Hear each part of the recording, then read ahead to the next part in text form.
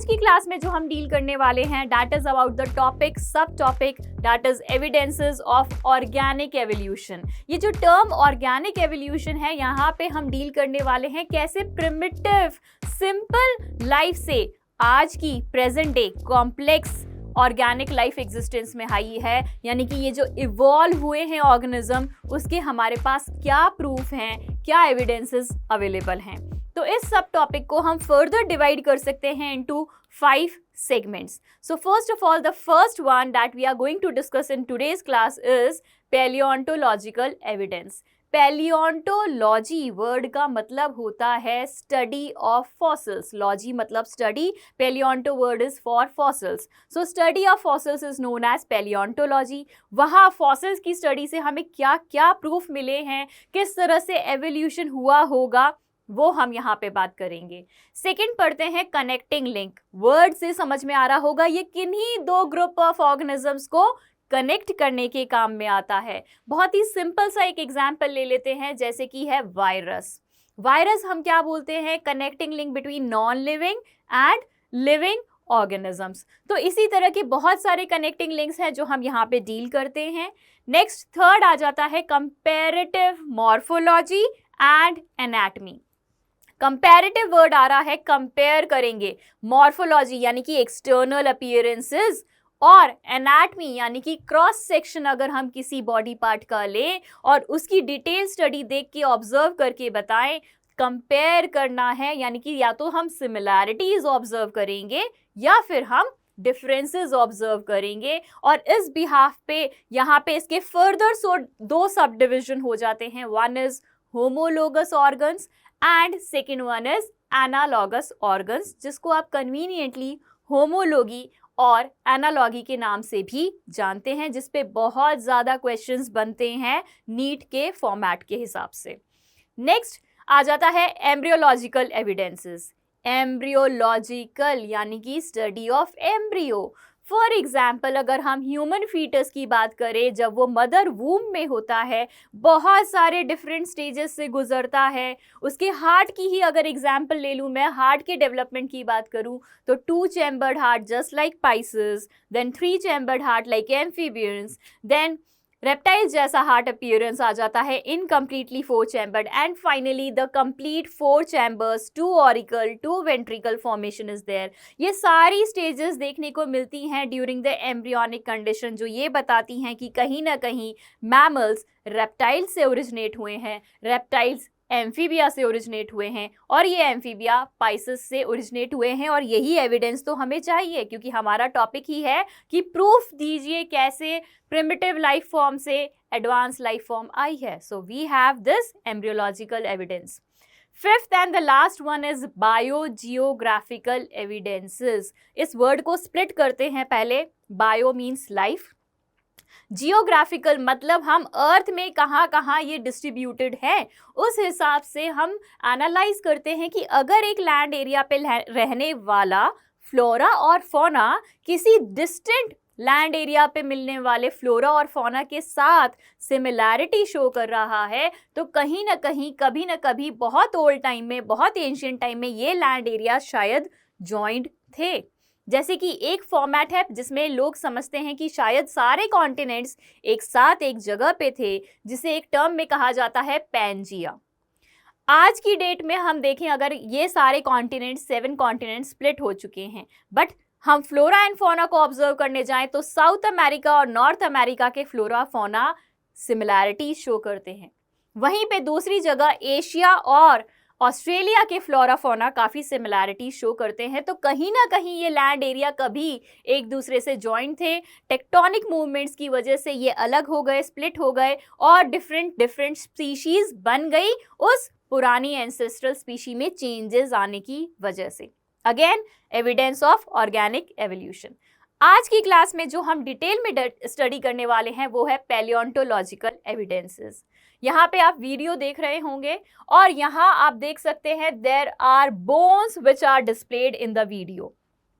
पैलियोंटोलॉजिस्ट जो होते हैं, जो people they study about this fossils, paleontologist उन्हें कहते हैं। They excavate the fossils from the depth of the earth बहुत सारी लेयर्स के बाद ये एक्सकेवेट किया जाता है, इसको क्लीन किया जाता है obviously, and then it is studied.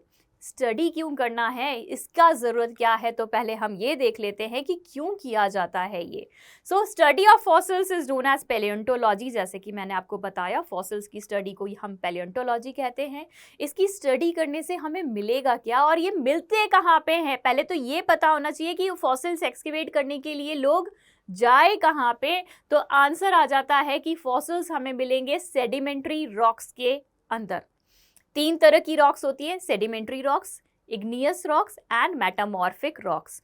पर सबसे ज़्यादा फॉसिल्स हमें कहाँ देखने को मिलते हैं, सेडिमेंट्री रॉक्स के अंदर। So according to Charles Lyell, जिन्होंने बहुत ज़्यादा स्टडी करी है इस टॉपिक के ऊपर, इस सब्जेक्ट के ऊपर, पैलियोंटोलॉजिस्ट हैं वो, उन्होंने बताया कि ये जो इम्प्रेशंस हैं या रिमेन्स हैं of the hard part of life forms. Why hard part, क्योंकि सॉफ्ट पार्ट तो डिके हो जाएंगे, बचा हुआ क्या रहेगा इतने सालों में, सिर्फ और सिर्फ hard part. Example bones, teeth. अगर प्लांट्स की बात करें तो पॉलन ग्रेन्स, वुड जैसी चीज़ें हमें देखने को मिल सकती हैं जब हम एक्सकेवेट करें, और फॉसिल फॉर्म में हमें ये देखने को मिलेगा। A study of different sedimentary layers is there obviously. So sedimentary layers की जब हम स्टडी करेंगे, बहुत डेप्थ में जाएंगे, तो हम फॉसिल्स को एक्सकेवेट कर सकते हैं जो बहुत पुराने टाइम में वहाँ हमारे प्लैनेट अर्थ पे एग्जिस्ट करते थे। सो इससे आपको ये ज़रूर नॉलेज हो गई होगी कि हमें फॉसिल्स कहाँ पे मिलते हैं। They are found in sedimentary rocks. Now जब हम लेयर्स की बात कर रहे हैं तो हमने यहाँ पे इस फिगर में डिवाइड किया है अर्थ सरफेस को into many layers. Obviously top most layer में मिलने के लिए जो अगर मैं यहाँ पे डग करती हूँ, एक्सकेवेट करने की कोशिश करती हूँ, तो यहाँ जो फॉसिल मिलेगा वो कंपेरेटिवली नया होगा। और जैसे जैसे मैं डेप्थ में नीचे जाती जाऊंगी तो यहाँ पे मिलने वाला फॉसिल, जिसे नाम फॉसिल सी दिया गया है, वो कंपेरेटिवली पुराना होगा, ओल्डर वर्जन होगा, जो एंशियंट टाइम में प्लैनेट अर्थ के पे प्रेजेंट था। So this is how we have indicated that layer 3 has older fossil whereas layer 1 has newer fossil. अब इसी में मैं राइट साइड पे शिफ्ट हो जाती हूँ, वहाँ पे क्या लिखा है आपको ये भी समझा देती हूँ। क्योंकि हम टॉप मोस्ट लेयर को एक्सकेवेट कर रहे हैं और यहाँ पे अगर हमें कोई हार्ड पार्ट रिमेन्स या इम्प्रेशंस मिल रहे हैं किसी ऑर्गेनिज्म के, तो वो रिसेंटली डेप्थ में गए थे, रीसेंट थे, तो वो कैसे होंगे, कॉम्प्लेक्स भी हो सकते हैं, सिंपल ऑर्गेनिज्म के फॉसिल भी हो सकते हैं जो वहाँ पे लिखा है। पर अगर मैं बहुत ज़्यादा डेप्थ में नीचे जाके एक्सकेवेट करती हूँ फॉसिल्स को, तो उस ज़माने में मिलियंस ऑफ ईयर्स पहले तो यहाँ पे क्या मिलते होंगे, सिंपल लाइफ फॉर्म्स ही एग्जिस्ट करते थे। ये हमें मिल रहे हैं, इसकी वजह से हम बता पा रहे हैं कि ये सिंपल लाइफ फॉर्म था। आज की डेट में कॉम्प्लेक्स और सिंपल दोनों एग्जिस्ट कर रहे हैं, यानी कि कहीं ना कहीं ये एविडेंस दे रहे हैं कि प्रिमिटिव एंशियंट टाइम में मिलने वाले लाइफ फॉर्म बहुत सिंपल थे। आज की डेट में मिलने वाले कंपेरेटिवली कॉम्प्लेक्स लाइफ फॉर्म्स हो चुके हैं। So this is an evidence from the paleontology. पर यहाँ पे जो हमें पता चल रहा है ये रिलेटिव एस्पेक्ट है। यहाँ से अगर मैं एज डिटरमाइन करने की कोशिश करूँ फॉसिल्स कितने पुराने थे, तो मैं क्या बता पाऊंगी, सिर्फ रेफरेंस के हिसाब से बता पाऊंगी, क्योंकि ये ऊपर वाली लेयर में है, ये नया है, ये बहुत नीचे वाली लेयर में है, ये कंपेरेटिवली पुराना है। रिलेटिव एज डिटर्मिनेशन है ये। पर अगर मुझे एब्सोल्यूट यानी कि एग्जैक्ट अगर एज डिटर्मिनेशन करना होगा तो इसके लिए भी हमारे पास मेथड है जो हम नेक्स्ट स्लाइड में लेंगे। एक और लाइन यहाँ पे आपकी एनसीईआरटी से है, that the geographical history of earth, geographical history of earth is correlated with the biological history of earth। यानी कि अर्थ की सरफेस पे जो लाइफ फॉर्म आए हैं और जो उनमें चेंजेस हुए हैं वो काफ़ी कोरिलेटेड है कि अर्थ के ऊपर किस तरह से चेंजेस हुए, क्योंकि अर्थ की ही सरफेस में ये जो लेयर्स हैं इसमें आप ऑर्गेनिजम्स को देख पा रहे हैं, उनके फॉसिल्स को देख पा रहे हैं। तो कहीं ना कहीं अर्थ की एज को डिटरमाइन करने में अगर हम जाते हैं तो हमें लाइफ की प्रिमिटिव एंशिएंट फॉर्म का भी पता चलता है, यानी दोनों को रिलेटेड हैं।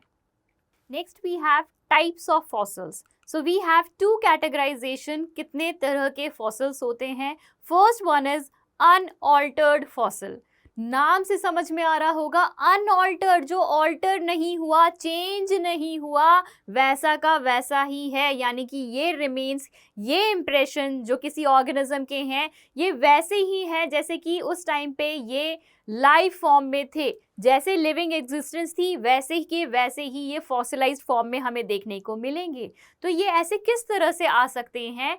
Only and only when they are packed with ice, या फिर when they are packed with the amber. So that is the only option. Either they are intact in the ice or they are intact in the amber, which is the resin from the plants. जब ये intact हो जाएंगे तो वो उसी form में, जैसे life form में थे वैसे के वैसे आज की डेट में भी हमें देखने को मिलेंगे। Whereas जो हमारा दूसरा क्लासिफिकेशन है इस पार्ट का, that is petrified. Petri word मतलब होता है डिकेड, सड़ा हुआ, यानी कि यहाँ पे इस ऑर्गेनिज्म का डिके हुआ होगा, सॉफ्ट पार्ट्स खत्म हो जाएंगे और सिर्फ हमें देखने को मिलेंगे hard content of the organism. Hard parts would be there and that hard part would be mineralized. मिनरलिफिकेशन हो चुका होगा यहाँ पे, जिसे हम कहते हैं पेट्रिफिकेशन हो चुका है। हम यहाँ पे क्या क्या एग्जाम्पल्स देख सकते हैं? They are teeth, bones. In case of plants we can see wood, and pollen grains are also the hard part that can be observed. So these are preserved and known as petrified fossil. अब हम यहाँ पे देख लेते हैं हमारे पास क्या examples available हैं। अनऑल्टर्ड फॉसिल्स के केस में हम देख सकते हैं वूली मैमथ, जो कि इंटैक्ट हो गए थे आइस में और उनके इंप्रेशंस हमें देखने को मिलते हैं। Whereas पेट्रीफाइड्स, जितने भी आप ज़्यादातर कॉमन फॉसिल्स पढ़ते हैं, सुनते हैं, डायनासोर्स के बारे में, आर्कियोप्टेरिक्स बर्ड के बारे में, जो कि रेप्टाइल्स और बर्ड्स के बीच का कनेक्टिंग लिंक माना जाता है, वो सारे फॉसिल्स पेट्रीफाइड फॉसिल्स हैं। नेक्स्ट हम देखते हैं, यहाँ पे आपके सामने एक इमेज है जो डिस्प्ले हो रही है, वुली मैमथ को डिस्क्राइब कर रही है, that are found in the frozen ice. That is an example of unaltered fossil. Next हमारे पास एक क्वेरी है कि कैसे हम इन फॉसिल्स की एग्जैक्ट यानी कि एब्सोल्यूट एज डिटरमाइन कर सकते हैं। तो इसके लिए हमारे पास काफ़ी सारे मेथड हैं, उसमें से एक मेथड पे हम डिटेल में जाएंगे and that is carbon dating method.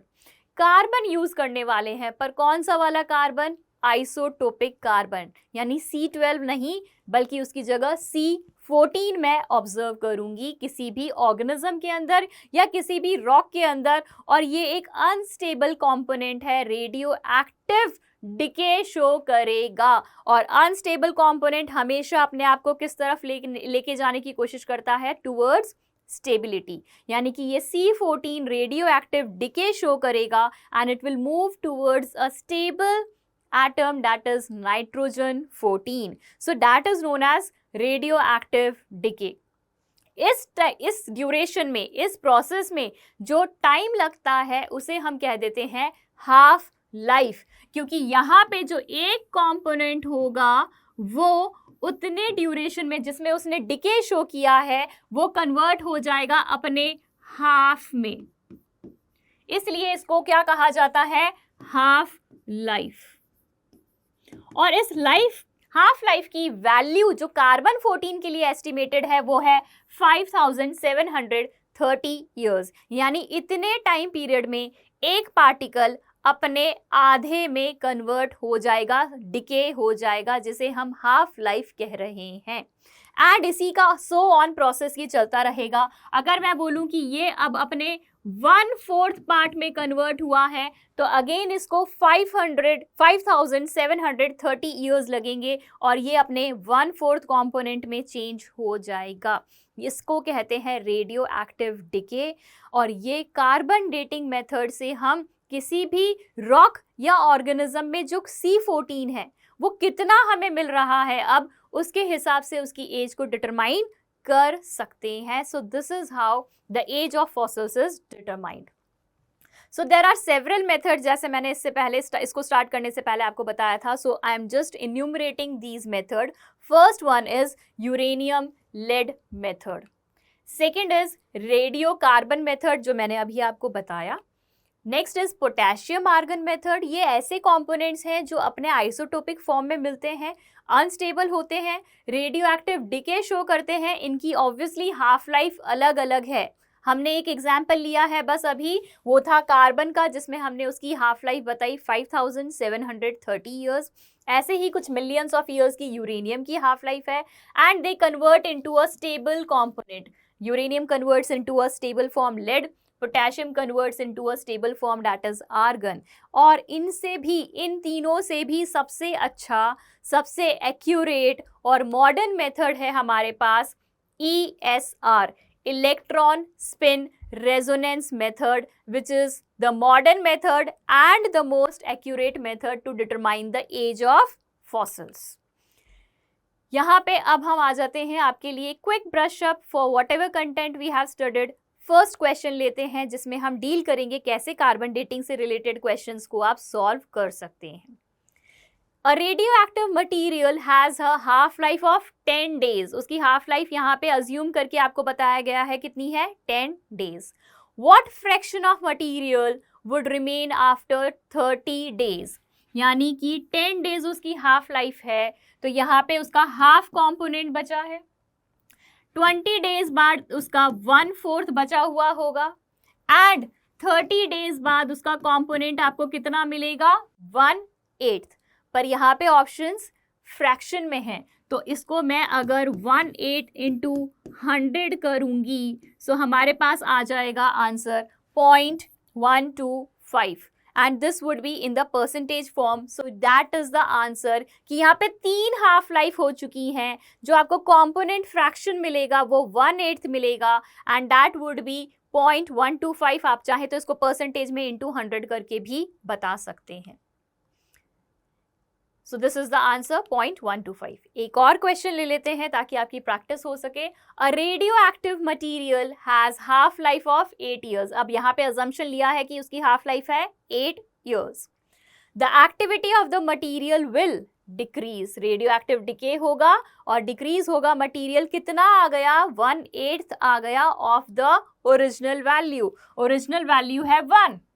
यहाँ से वो बना, हाफ लाइफ के बाद हाफ फ्रेगमेंट बचेगा, इसकी एक और हाफ लाइफ होगी तो 1/4 बचेगा, और एक और हाफ लाइफ होगी तो 1/8 बचेगा जो क्वेश्चन में दिया हुआ है। यानी हमारे पास कितनी हाफ लाइफ हो गई हैं, इसकी 3 हाफ लाइफ कंप्लीट हो गई हैं। 3 हाफ लाइफ इसकी कंप्लीट हो गई है, इसलिए हमें 1/8 ऑफ द फ्रेगमेंट देखने को मिल रहा है। what was the original value? अब आपको बताना है कि इसकी एज क्या होगी। 3 हाफ लाइफ हो चुकी हैं, 8 years उसका एक हाफ लाइफ का ड्यूरेशन बताया हुआ है, यानी 8 years, 8 years, 8 years। टोटल आपको बताना है कितने साल पुराना है। तो 8 + 8 + 8 दैट वुड बी 8 into 3 भी आप कर सकते हैं, 3 हाफ लाइफ आई हुई है, that is also one of the option, and the answer would be obviously 24 years. So this is how you can solve the questions related to carbon dating, where that is a numerical problem sort of questions on this topic. So that was all about paleontological evidences. Thank you.